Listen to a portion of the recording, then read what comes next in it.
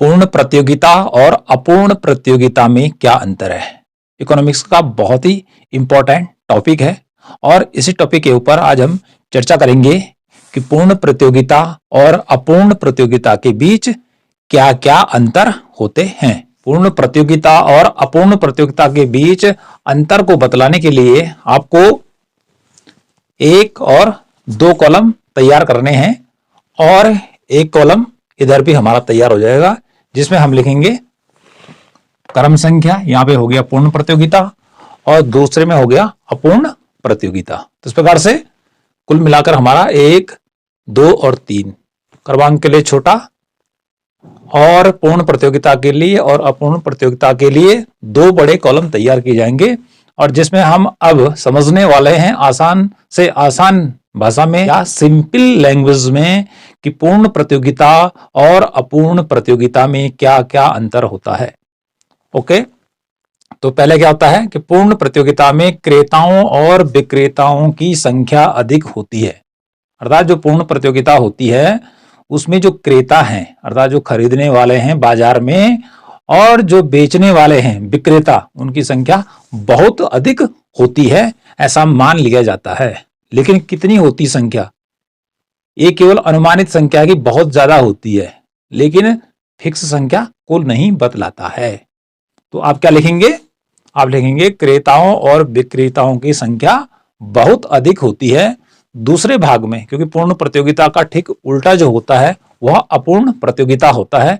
तो दूसरे भाग में क्या लिखेंगे, अंतर में क्रेताओं और विक्रेताओं की संख्या पूर्ण प्रतियोगिता की तुलना में कम होती है। अर्थात अपूर्ण प्रतियोगिता में जो क्रेता होते हैं और जो विक्रेता होते हैं उनकी संख्या पूर्ण प्रतियोगिता की तुलना में कम होती है।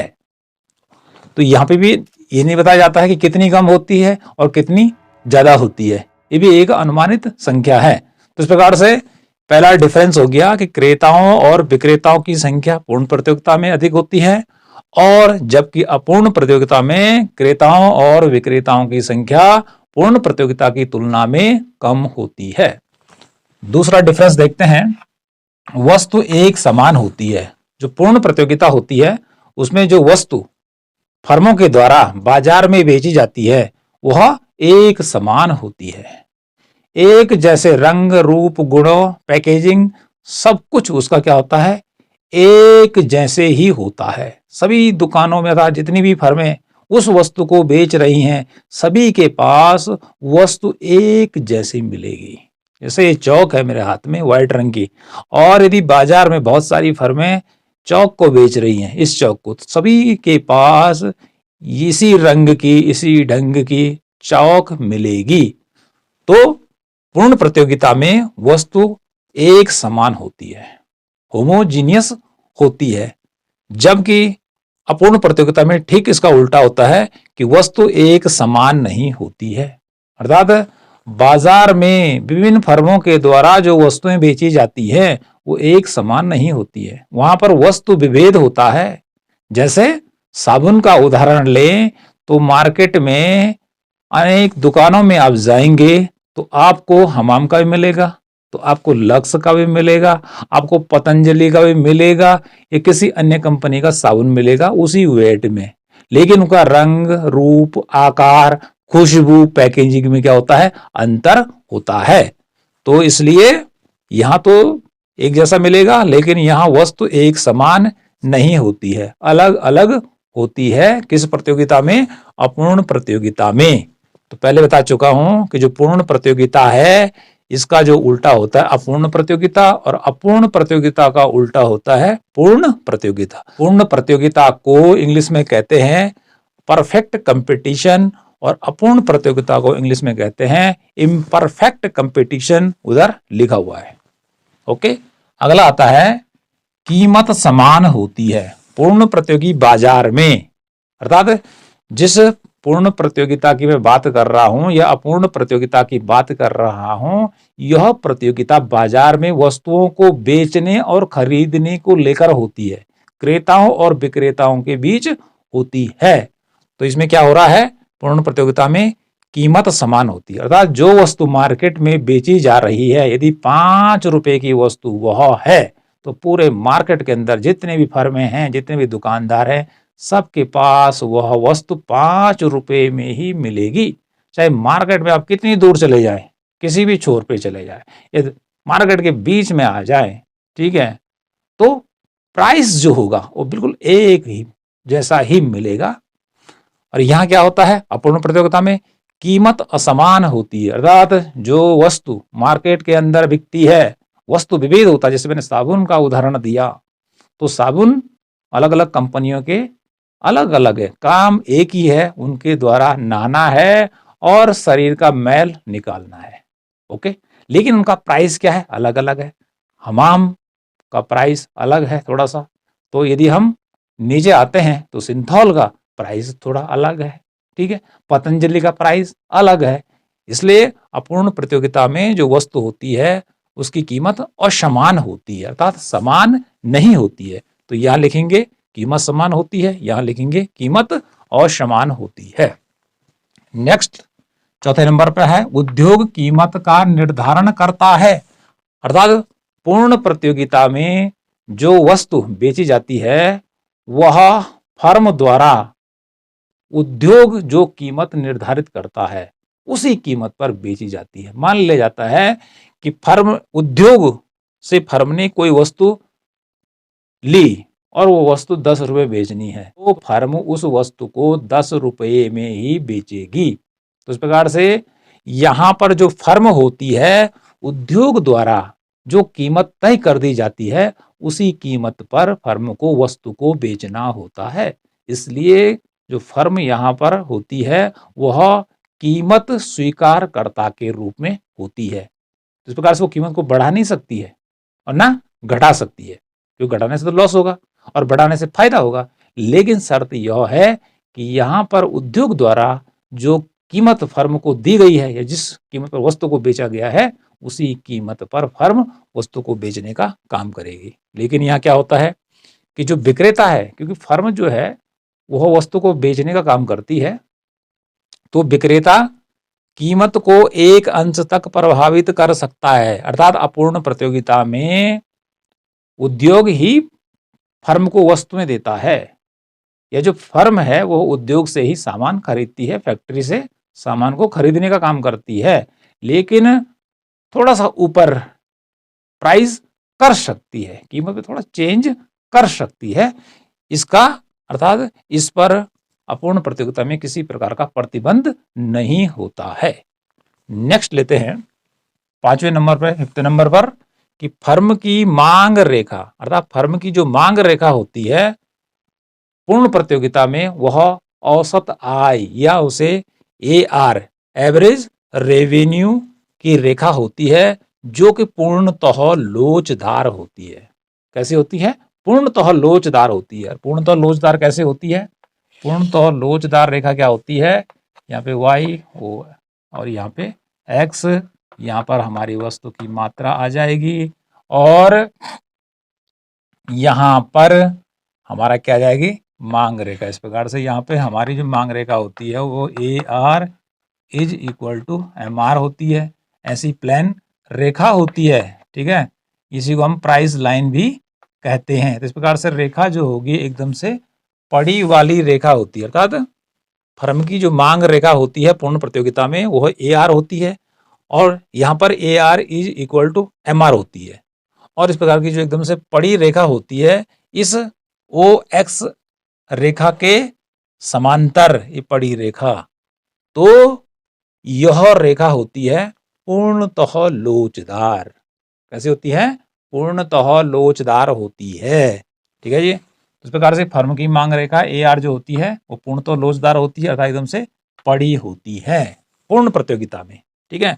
इसलिए यहाँ पे कहा गया AR जो होता है वह MR के बराबर होता है। लेकिन यदि हम यहाँ जाएं तो यहाँ उल्टा हो जाता है कि फर्म की मांग रेखा पूर्णतः लोचदार नहीं होती है। क्या कहा गया आगे? यह बाएं से दाएं नीचे की ओर गिरती हुई होती है। बाएं से दाईं ओर नीचे की ओर गिरती हुई होती है, जिसमें क्या होता है कि जो AR है एवरेज रेवेन्यू, औसत आय जो होती है, उस MR मार्जिनल रेवेन्यू अर्थात सीमांत आई से अधिक होता है, अर्थात A R greater than M R होता है, और जो फर्म की मांग रेखा होती है वो बाएं से दाईं ओर नीचे को गिरती है। कैसे गिरती है, इसी में ले लेते हैं, मिटाता नहीं हूं। जैसे ये हमारी इस प्रकार की रेखा आ जाएगी, ठीक है, ए आर, ये इसका मांग रेखा होगी अपूर्ण प्रतियोगिता में, और इसके नीचे होगा एम आर, मात्रा वही रहेगी, और ये इसी प्रकार से रहेगा, ठीक है। तो इस प्रकार से ये बायां भाग हो गया, बायां हाथ है, नीचे हुए गिरता हुआ होता है, ए आर की रेखा ऊपर है, जबकि एम आर रेखा ए आर के नीचे होती है। नेक्स्ट लेते हैं 6 नंबर पर। उद्योग में नई फर्में आसानी से आ और जा सकती हैं। उद्योग में नई फर्मों का प्रवेश निर्बाध गति से हो सकता है, अर्थात कोई फर्म क्या कर सकती है, उद्योग में आ सकती है, और यदि उसको लाभ नहीं हो रहा, हानि हो रही है, तो जा भी सकती है। तो फर्में आसानी से प्रवेश भी कर सकती हैं और बहिर्गमन भी कर सकती हैं, एग्जिट कर सकती हैं। तो ऐसा मान लिया जाता है किसमें, पूर्ण प्रतियोगिता में।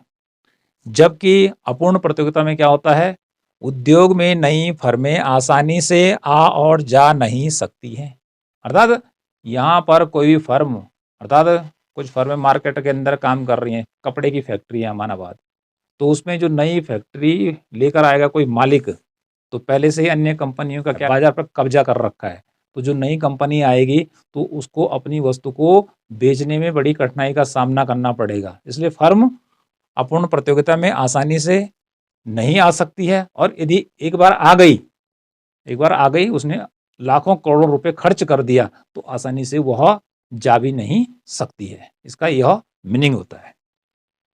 अगला देखिए 7वें नंबर पर, क्रेताओं और विक्रेताओं को बाजार का पूर्ण ज्ञान होता है, अर्थात पूर्ण प्रतियोगिता में जो क्रेता होता है और जो विक्रेता होता है उसको बाजार का पूर्ण ज्ञान होता है, अर्थात बाजार में वस्तु की क्या कीमत है बेचने वाला भी जानता है और खरीदने वाला भी जानता है, ठीक है। बाजार के किस किस कोने में, अर्थात बाजार बहुत बड़ा है, ओके, बहुत बड़े क्षेत्र में फैला हुआ है, तो क्रेता को भी और विक्रेता को भी वस्तु की कीमत के बारे में पूर्ण पता होता है कि इसका प्राइस कितना है, ठीक है, उसके गुण दोष धर्म सब कुछ उनको पता होता है।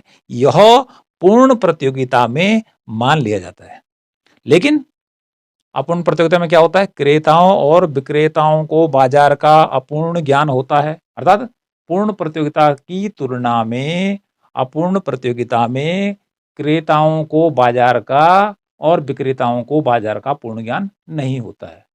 उनको ये पता नहीं होता है कि जो वस्तुएं बिक रही हैं वो किस किस प्राइस पर मार्केट के अंदर बिक रही हैं, इसका उनको ज्ञान पूर्ण प्रतियोगिता की तुलना में कम ही होता है। ओके, नेक्स्ट है 8वें नंबर पर, उत्पत्ति के साधन पूर्णतः गतिशील होते हैं, अर्थात पूर्ण प्रतियोगिता में जो उत्पत्ति के साधन है, उत्पादन के साधन कौन कौन से हैं, जैसे भूमि है, श्रम है, पूंजी है, साहस है। तो भूमि तो अपनी जगह ही रहेगी, वो तो इधर उधर दौड़ने वाली नहीं है, लेकिन जो श्रम है वो एक स्थान से दूसरे स्थान को, पूंजी एक स्थान से दूसरे स्थान को आसानी से शिफ्ट हो सकती है। इसलिए यह मान लिया जाता है कि उत्पत्ति के साधन पूर्णतः गतिशील होते हैं, अर्थात वो जब चाहें, ठीक है, एक जगह से दूसरी जगह जा सकते हैं, या दूसरी जगह से तीसरी जगह, तीसरी जगह से चौथी जगह, लेबर जहां चाहे वहां जा सकती है। पूंजी है, पैसा है, उसको कहीं भी ले जाया जा सकता है। आप फैक्ट्री लगाना चाहते हैं, रुड़की में लगाइए, मेरठ में लगाना चाहते हैं, नोएडा में लगाना चाहते हैं, गुरुग्राम में लगाना चाहते हैं, बंगलोर में लगाना, पैसा है, ले जाओ, ठीक है। श्रम भी काम करने के लिए एक स्थान से दूसरे स्थान को जा सकता है लेबर, ठीक है। यदि उसको जॉब देहरादून में नहीं मिल रहा है तो दिल्ली में मिल रहा है, बहुत अच्छी बात है। यदि दिल्ली में नहीं मिल रहा है और उसके बाद ऑफर आ गया वाशिंगटन का, तो वाशिंगटन जा सकता है। तो इस प्रकार से श्रम क्या होता है, गतिशील होता है। तो उत्पत्ति के साधन, क्योंकि श्रम जो है उत्पत्ति का साधन है, इसमें क्या आएगा, ठीक उल्टा जाएगा कि उत्पत्ति के साधन पूर्णतः गतिशील नहीं होते हैं। किसमें, अपूर्ण प्रतियोगिता में उत्पत्ति के साधन एक स्थान से दूसरे स्थान को आसानी से नहीं जा सकते हैं। ऐसा क्यों होता है, उन पे बैन क्यों होता है, यह इसलिए होता है यदि उत्पत्ति का एक साधन यदि पूंजी को लगा दिया गया, या श्रम, आदमी को एक जो अच्छी खासी नौकरी मिल गई तो वह वहाँ से क्यों जाएगा? नहीं जाएगा। ओके।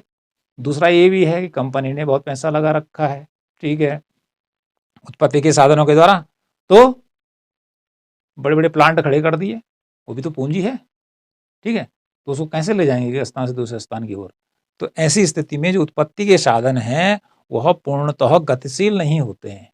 गतिशील तो होते हैं, श्रम इधर उधर जा सकता है, थोड़ी बहुत मात्रा में इधर उधर हो सकता है कि जहां उसको फायदा होगा वहां जाएगा, ठीक है, लेकिन पूर्ण प्रतियोगिता की तुलना में गतिशीलता यहाँ कम मिलती है, इधर उधर जाना नहीं पड़ सकता है उनको। अगला है कीमत सीमांत लागत के बराबर होती है। पूर्ण प्रतियोगिता में किसी वस्तु की जो कीमत होती है वो सीमांत लागत के बराबर होती है। मानावाद किसी वस्तु को बनाने में 20 रुपए खर्च होता है तो वस्तु की कीमत कितनी तय होगी? 20 रुपए ही तय होगी। तो ये हुई सीमांत लागत के बराबर। क्या बोला मैंने? यदि वस्तु को बनाने में खर्चा आता है 20 रुपया, ठीक है, तो उसकी लागत कितनी हुई? 20 रुपया हो गई, ये सीमांत लागत हो गई। ओके। पूर्ण प्रतियोगिता में जो कीमत होती है वो सीमांत लागत के बराबर ही होती है कि जितने रुपए में वस्तु बनी उतने में ही क्या होगी? बिकेगी। सीधी सी बात है। यहाँ क्या होता है? कीमत मार्जिनल कॉस्ट अर्थात सीमांत लागत से अधिक होती है, क्योंकि अपूर्ण प्रतियोगिता में जो कीमत होती है वो सीमांत लागत से थोड़ा ऊपर रहती है, तभी जाकर फर्म को लाभ होगा। ऐसा नहीं 20 रुपए की वस्तु बनी और 20 रुपए में बेचा तो क्या फायदा होगा? कुछ नहीं। तो जब 21 रुपए का बेचेगा तो 1 रुपए का फायदा होगा, 25 रुपए बेचेगा तो 5 रुपए का फायदा होगा, क्योंकि 25 रुपए और 20 रुपए दोनों को माइनस कर दीजिए, 5 रुपए में अतिरिक्त जो मिलने वाला है वो फायदा उसका होगा। इसलिए अपूर्ण प्रतियोगिता में कीमत क्या होती है? वो सीमांत लागत, मेरे यहाँ पे इंग्लिश में लिखा हुआ है मार्जिनल कॉस्ट, से अधिक होती है। 10वां पॉइंट देखिए, विक्रय लागत शून्य होती है। पूर्ण प्रतियोगिता में जो वस्तुएं बाजार में बेची जाती है या जो वस्तु बिकती है उसकी विक्रय लागत शून्य मान ली जाती है, अर्थात उसको बेचने पर किसी प्रकार की लागत नहीं आती है। यहाँ पर वस्तु को एक जगह से दूसरी जगह पर नहीं ले जाना पड़ता है, यह मान लिया जाता है कि वस्तु जहाँ पर है वहीं पर बेची जाती है, इसलिए यहाँ पर परिवहन लागत नहीं आती। अर्थात वस्तु को जो हम एक स्थान से दूसरे स्थान दूर ले जाएंगे बेचने के लिए तो गाड़ी का किराया आएगा, तो गाड़ी का किराया देना पड़ेगा, तो वह वस्तु के मूल्य को बढ़ाने का काम करेगा। लेकिन पूर्ण प्रतियोगिता में क्या मान लिया जाता है कि विक्रय लागत शून्य होती है, वस्तु जहां पर उत्पादित होती है वहीं पर क्या हो जाती है? बिक जाती है, उसकी डिमांड हो जाती है। और यहाँ क्या होता है? विक्रय लागत शून्य नहीं होती है, अपूर्ण प्रतियोगिता में विक्रय लागत आती है।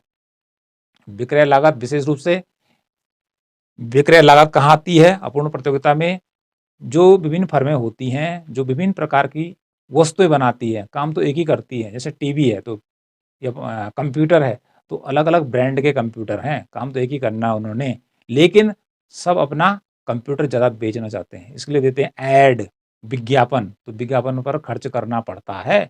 फिर दूसरा क्या होता है कि अपूर्ण प्रतियोगिता में वस्तु को एक स्थान से दूसरे स्थान पर बेचने के लिए ले जाना पड़ता है, तो गाड़ी का खर्चा आता है, तो वो भी वस्तु के प्राइस में जुड़ता है, इसलिए विक्रय लागत कभी शून्य नहीं होती है। ठीक है, यहाँ जो विक्रय लागत होगी वो क्या होगी? आएगी, क्योंकि उसमें विज्ञापन का खर्चा, माना बात वस्तु बनी 20 रुपए की, विज्ञापन पर खर्चा हो गया 5 रुपए का, परिवहन पर खर्च हो गया 2 रुपए का, तो 5 धन 2 7 अर्थात 20 और 7 27 रुपए की वस्तु बिकने वाली है। ओके जी, मिनिमम प्राइस कह रहा हूं मैं आपको। अगला आता है 11 नंबर, फर्म का आकार अनुकूलतम होता है। अनुकूलतम यानी कि पूर्ण प्रतियोगिता में जो फर्म है, फर्म क्या होती है? एक फैक्ट्री होती है कि जो वस्तु को बेचने का काम करती है, तो उसका जो आकार बताया जा रहा है यहाँ पे वो अनुकूलतम होता है। ओके, ऑप्टिमम साइज होता है उसका, जितना प्रोडक्शन कर सकता है, भरपूर उत्पादन करता है। ठीक है जी। और यहाँ पर इसका ठीक उल्टा होगा कि फर्म का आकार अनुकूलतम से कम होता है, यानी कि अनुकूलतम से कम होता है, यानी कि वहां पर अनुकूल माना गया है कि पूरा प्रोडक्शन हो रहा है, पूर्ण क्षमता के साथ हो रहा है, लेकिन अपूर्ण प्रतियोगिता में क्या बताया जा रहा है कि यहाँ पर अनुकूलतम से थोड़ा सा कम उत्पादन होता है, अर्थात वस्तुओं का क्रय जो और विक्रय जो होता है वह पूर्ण प्रतियोगिता की तुलना में क्या होता है? अनुकूलतम नहीं होता है।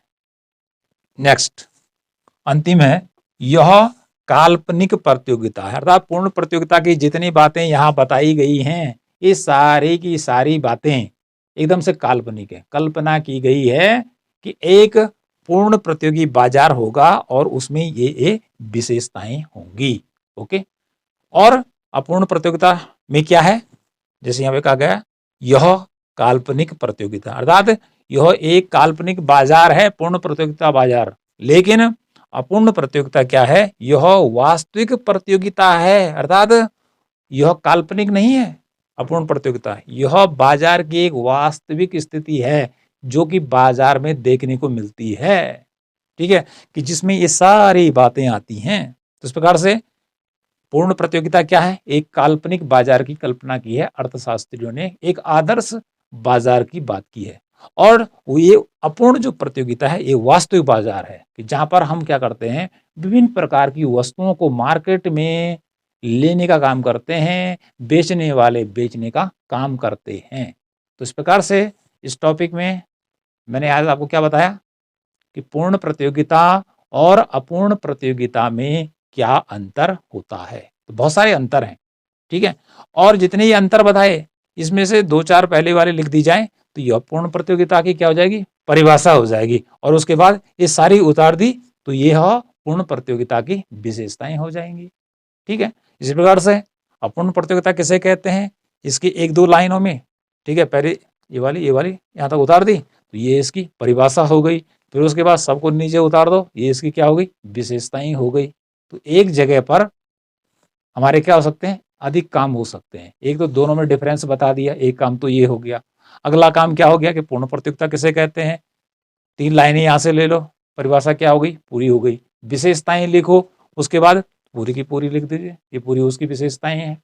ऐसे ही अपूर्ण प्रतियोगिता के लिए भी तीन लाइनें ले लीजिए परिभाषा के रूप में, उसका विशेषताएं लिखो, ये भी आ जाएगा।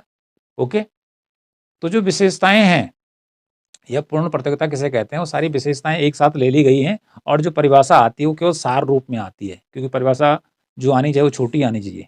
ऐसा नहीं कि पूरा का पूरा का फिर विशेषताएं लाने का क्या मीनिंग रह जाएगा। इसलिए विशेषताएं विस्तार पूर्वक बताई जाती हैं और परिभाषा एक संक्षिप्त रूप होता है, एक मॉडल होता है केवल, ठीक है। तो इस प्रकार से पूर्ण प्रतियोगिता और अपूर्ण प्रतियोगिता के अंतर्गत ये मुख्य मुख्य विशेषताएं होती हैं। एक बार आपने याद कर लिया तो आपको जिंदगी भर क्या यह याद रहने वाला है। तो इसको सुनने के साथ साथ पढ़ने के साथ साथ लिखना भी बहुत जरूरी है, क्योंकि राइटिंग स्किल की बात हम पहले वीडियो में कर चुके हैं, क्योंकि राइटिंग स्किल का होना बहुत जरूरी है। यदि हम जल्दी जल्दी नहीं लिख सकते हैं या हम गुड राइटिंग में नहीं लिख सकते हैं तो परीक्षा में, जहां पर बड़ी परीक्षाएं अर्थात निबंधात्मक परीक्षाएं हो रही है 3-3 घंटे की, सब लिखना पड़ रहा है क्वेश्चन, तो वहां पर सफलता पाना बड़ा मुश्किल हो जाएगा यदि हमारी अच्छी राइटिंग और तेज राइटिंग नहीं है। अच्छी राइटिंग का मीनिंग ये नहीं है कि एकदम से आपकी राइटिंग जैसे प्रिंट करता है प्रिंटर, ऐसी हो नहीं, समझ में आ जाना चाहिए। जो कॉपी चेक कर रहा है एग्जामिनर, उसकी समझ में आ जाना चाहिए, ये होता है एक अच्छी राइटिंग का मीनिंग। लेकिन द्रुत गति से लिखना, तो इसके लिए बार बार लिखना पड़ेगा कि पूर्ण प्रतियोगिता किसे कहते हैं, अपूर्ण प्रतियोगिता किसे कहते हैं, दोनों में अंतर बताइए। अंतर भी आप लिखेंगे, फिर लिखेंगे, फिर लिखेंगे, बार बार अभ्यास करेंगे, तो फिर आपकी जो राइटिंग स्किल है वह डेवलप होने लगेगी।